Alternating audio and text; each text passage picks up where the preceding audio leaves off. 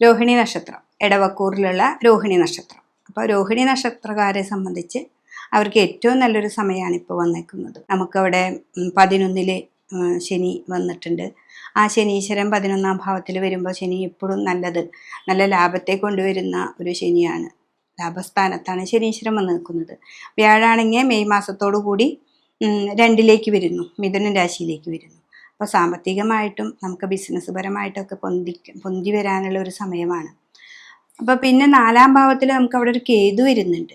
കേതു 4ൽ വരുന്നത് അത്ര ശുഭകരമല്ല. എന്ന് വെച്ചിട്ടുണ്ടെങ്കിൽ വീട്ടിലെ സാമ്പത്തികമായ തർക്കങ്ങളോ ഭൂമി സംബന്ധമായിട്ടുള്ള തർക്കങ്ങളോ അങ്ങനെയൊക്കെ വരാനായിട്ട് ഒരു ചെറിയ സാധ്യതയുണ്ട്. എന്താണെന്ന് വെച്ചിട്ടുണ്ടെങ്കിൽ 1.5 വർഷക്കാലം കേതു അവിടെയുണ്ട്. അപ്പോൾ ഈ രാഹു കേതുക്കൾ മാറുമ്പോൾ 1.5 വർഷമാണ് നിൽക്കുന്നത്. അപ്പോൾ നിങ്ങൾ എപ്പോഴും രോഹിണി നക്ഷത്രക്കാർ, നമുക്ക് സാമ്പത്തിക പുരോഗതികൾ കയറി വരും തോറും നമ്മൾ ഭഗവാന്റെ അടുത്ത് നന്നായിട്ട് പ്രാർത്ഥിക്കാം.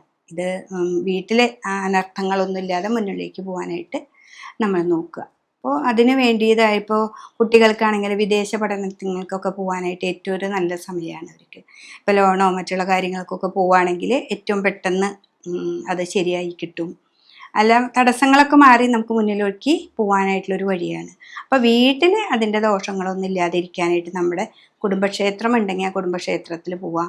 അല്ലെങ്കിൽ ദേശത്ത് തട്ടകത്തെ ദേവിക്ക് പറ്റത്തക്ക വഴിപാടുകൾ ചെയ്യാം. നവഗ്രഹങ്ങളുടെ അമ്പലത്തിൽ പോയിട്ട് കേതുവിനും രാഹുവിനും പട്ടും പൂജയൊക്കെ കൊടുക്കുക.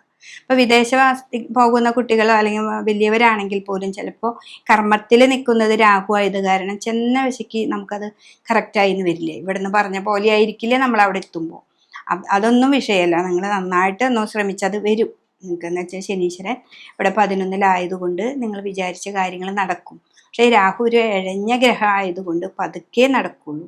അവിടെ ചെന്ന് നിങ്ങൾ ഇതുപോലെയൊക്കെ വീട്ടിൽ കർമ്മങ്ങളൊക്കെ ചെയ്ത്, അതായത് നമ്മുടെ ദേവീ ക്ഷേത്രത്തിൽ പോവാം, പിന്നെ ശിവൻ്റെ അമ്പലത്തിൽ പോവാം. അതൊക്കെ ചെയ്തിട്ട് നമ്മൾ ഇവിടുന്ന് പോവുകയാണെങ്കിൽ തടസ്സങ്ങളൊന്നുമില്ലാതെ നിങ്ങൾക്ക് മുന്നോട്ട് പോകാനായിട്ട് പറ്റും.